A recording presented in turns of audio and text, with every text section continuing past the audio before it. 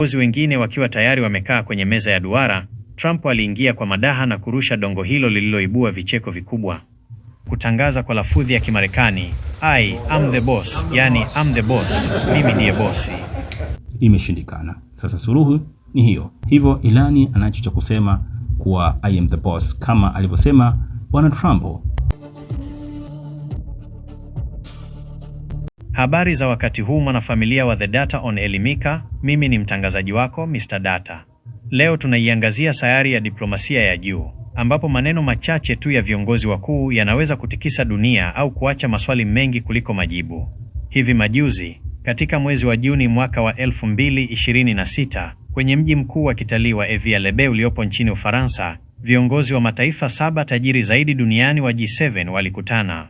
Lakini katikati ya mijadala mizito, headlines zote za dunia zilihamia kwenye kauli moja ya Rais wa Marekani Donald Trump alipoingia ukumbini na kutangaza kwa lafudhi ya Kimarekani, I am the boss, yani I'm the boss, mimi ndiye bosi. Nini kiko nyuma ya pazia la kauli hii ya utani iliyoficha ukweli mchungu? Ili kupata mnyambuliko, niko hapa studio na mchambuzi wetu mahiri, Ustadh Kani. Twende sawa kwenye uchambuzi huu wa kipekee.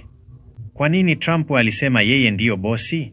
Lilete tundu la darubini yako, nini tafsiri ya jambo hili? Shukrani sana mtangazaji wetu Mr. Data na kazi nzuri unayofanya. Na niseme tu ukweli ni kwamba kwa kauli hii ya Trump alionyesha katika mkutano huu, ukweli uliopo hapa ni kwamba wachambuzi wa mambo ya kijiografia na kisiasa wanazungumza kitu kimoja tu, ya kwamba Ulaya imesalimu amri. Inapofika mwezi huu wa Juni 2026, nchi za Ulaya zilionyesha wazi kabisa zina unyenyekevu wa hali ya juu kwa Marekani, unyenyekevu mkubwa sana kwa Trump ili kulinda maslahi yao ya kibiashara na kiusalama. Trump alijua hilo fika kuwa yeye ndiye anashikilia kadi zote za ushindi. Ndio maana akatumia nafasi hiyo kisaikolojia kuonyesha utawala wake mezani, kuwa huyu ndiye Trump. Sisi ndio Marekani, sisi ndio wenye maamuzi. 2. Njia 3 zinazoonyesha Trump ndiye bosi mpya. Tukiangalia kwa undani, kuna njia 3 kuu zinazothibitisha hili. Kwanza kabisa ni swala la zawadi ya jezi. Kansela wa sasa wa Ujerumani Bwana Messi alimpa Trump zawadi ya jezi ya timu ya taifa ya Ujerumani yenye jina la Trump na namba 47.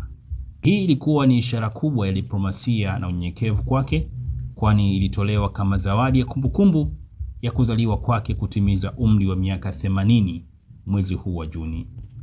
Lakini pili, kuna mkataba Marekani na Irani. Kabla ya mkutano huu, Trump alikuwa amesaini makubaliano ya awali na Irani ya kusitisha mapigano na kufungua njia ya kijiografia ya Hormuz, ambayo ni njia kuu ya mafuta duniani. Viongozi wote wa Ulaya walilazimika kuisifu diplomasia hiyo ya Marekani ili tu kulinda uchumi wao na kuepuka kupanda kwa bei ya nishati katika nchi zao. Na tatu ni msimamo wake usioyumba wa America First, pamoja na kwamba waliweka vikwazo vipya dhidi ya Urusi na kuunga mkono Ukraine. Trump alisimama imara na kutoa msisitizo kwa maneno yake mwenyewe, akisema kama hawatafanya anachotaka kuhusu mkataba huo wa nishati, basi watarudi kule kule na kuwadondoshia mabomu katikati ya vita vyao. Hii inaonyesha wazi nani mwenye mamlaka. Lakini kwa hili naona Trump kuna mahala amejisahau. Ngoja nikujuze mahala ambako Trump ameteleza. Kwa sababu katika mkataba huu ambao Irani amekubali kuja kukubaliana na Marekani, aliyekuwa naomba siku zote ni Marekani na sio Irani. Irani ilikuwa hana mpango kabisa na kuingia makubaliano na Marekani kwa ajili ya kusitisha vita. Mara nyingi vipengele vya Marekani vilipingwa, vikakataliwa kabisa na Irani. Na vipengele hivi tunavyoona hivi sasa, karibu vipengele vyote ni mapendekezo ya Irani, tofauti na vipengele ambavyo Marekani amekubaliana navyo. Vingi vinamfavor sana Irani. Sasa Trump anapotuambia kuwa atarudi kuondoshea mabomu vichoni mwao, inashangaza kidogo, kwa sababu vita ilikuwa ni ngumu sana kwa upande wa Marekani, na ndiye alikuwa kiomba mara kwa mara suluhu ya vita, na akawatumia wapatanishi kama Pakistani, China na nchi zingine za Kiarabu kuishawishi Irani tu kuja mezani. Shahbaz Sharifu akifanya kazi yake na juhudi kubwa sana kwa ajili ya kutuliza hilo. Shahbaz Sharifu amefanya kazi yake na anapaswa kupongezwa katika hilo. Kwa Trump hili ni jambo la kawaida kujisifu, kwani ni rais ambaye amezoea kujigamba siku zote. Hatuwezi kumshangaa kwa hilo. Naam, hapo ndipo tunapoona kuwa kwenye jukwaa la kimataifa diplomasia si urafiki tu, bali ni mchezo wa nguvu na maslahi makubwa. Kitendo cha viongozi wa G7 kucheka na kukubali utani huo wa I'm the boss ni ishara ya wazi kuwa upepo wa kiuchumi na kijeshi wa dunia unaongozwa kwa masharti ya Washington.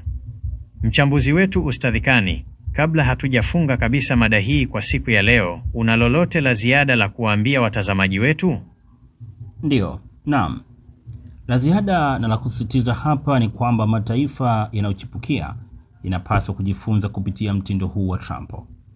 Diplomasia sasa haihitaji unyonge, inahitaji uwezo, inahitaji uwe na kitu ambacho dunia inakitegemea ili na wewe uweze kusimama na kusema I am the boss kwenye meza kuu ya maamuzi. Kama tunavyoona, Irani sasa imesukuma Marekani mpaka kuiweka mezani na kuweka masharti yake ambayo hivi sasa Marekani inalazimika yafuate, ikiwemo suala la Lebanon ambapo Israeli amekuwa akikiuka mara kadhaa na kuamua kushambulia Lebanon ili tu mkataba huu usiweze kufikia mwafaka kati ya Irani na Trump. Na hivi karibuni tumeona kuwa wamesitisha kwenda kusainiana mkataba rasmi kutokana na hichi ambacho kinaendelea Lebanon, ambapo Israeli amekuwa akiendelea kushambulia Lebanon, kitu ambacho ni katika mkataba huu unasisitiza moja kati ya kipengele ambacho kinakataza kabisa jambo hili lisiendelee kufanyika ni kuwa ni kutoshambuliana kabisa, na ikiwemo Lebanon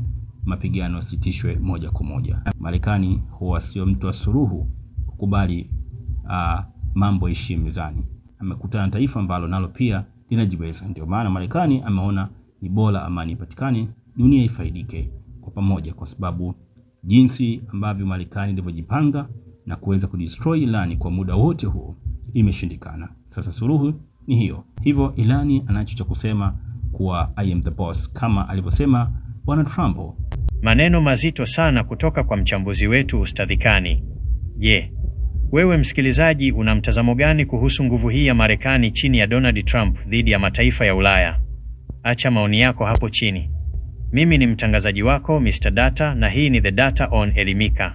Usisahau kusubscribe, kulike na kushare ili uendelee kupata data za kijasusi na kidiplomasia zinazofungua fikra zako. Mpaka wakati mwingine, kwa heri.